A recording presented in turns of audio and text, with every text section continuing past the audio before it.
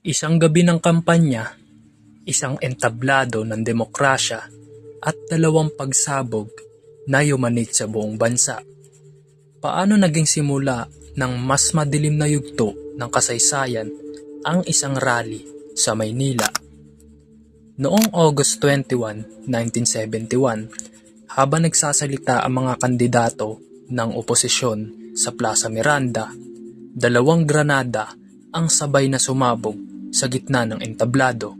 Maraming sugatan, maraming muntik mamatay, at ang buong bansa ay nagulat at natakot. Ang target ng pag-atake ay ang Liberal Party, ang pangunahing oposisyon sa panahong iyon. Agad na sinisi ang mga komunista, ngunit makalipas ang mga taon, lumabas ang mga testimonya at dokumentong nagbigay ng ibang bersyon ng katotohanan.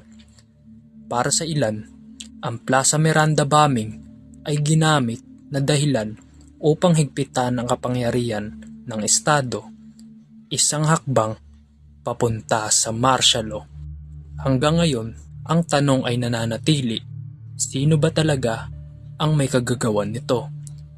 At para kanino nangyari ang pagsabog? Ang Plaza Miranda bombing ay hindi lang isang pag-atake. Ito ay paalala kung gaano kahina ang demokrasya kapag ginamit ang takot bilang sandata.